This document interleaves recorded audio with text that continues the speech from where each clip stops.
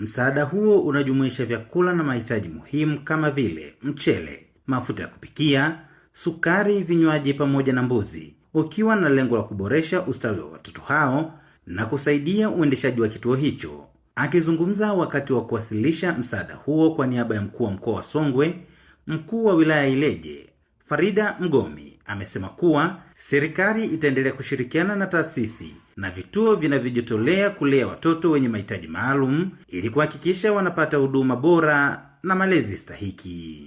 Mheshimiwa Rais anawapenda sana, anasema nyinyi yatima hamko peke yenu, mpo pamoja na Mheshimiwa Rais, lakini mpo pamoja na serikali yenu na mpo pamoja na sisi wote ambao tumeweza kufika hapa. Tutaendelea kuwa pamoja, lakini pia katika mambo yote ambayo yanahitaji muweze kuyapata ili muweze kutimiza. Kwa upande wake, mganga mfawidhi wa hospitali ya Isoko, Edward Mwamlima, ameishukuru serikali kwa msaada huo, akieleza kuwa umekuja kwa wakati mwafaka na utasaidia kwa kiasi kikubwa kukidhi mahitaji ya watoto hao. Hadi sasa kituo kina jumla ya watoto 278 wanaohudumiwa na kituo, ikiwa watoto wa kike kati ya hao ni watoto 164 na watoto wa kiume ni watoto 114. Lakini kati ya hao kuna watoto wenye ulemavu mbalimbali ambao jumla yao ni watoto 21, ikiwa watoto wa kike ni watoto 12 na watoto wa kiume ni watoto 9.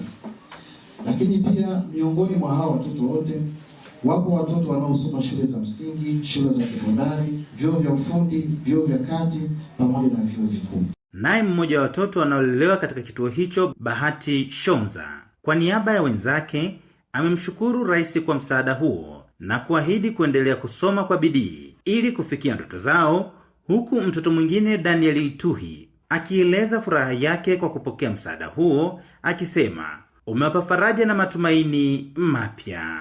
Awali ya yote tunatoa shukrani kwa Mwenyezi Mungu kwa kuwafikisha wakuu wetu salama. Amina. Amina. Tunashukuru kwa kila kitu mlichotuletea. Mungu endelee kushika mkono katika kila hatua. Tunamshukuru Rais Samia Suluhu Hassan kwa kutuletea hivi vitu. Mungu endelee kumshika mkono popote alipo. Pia namshukuru mkuu wa mkoa na mwakilishi wake kwa kutufikishia vitu hivi. Kwa ujumla, tukio hilo limeonyesha dhamira ya serikali ya awamu ya 6 ya kuhakikisha makundi yenye mahitaji yanapata msaada na huduma muhimu kwa maendeleo yao. Samuel Mpogole, Hope Channel Tanzania.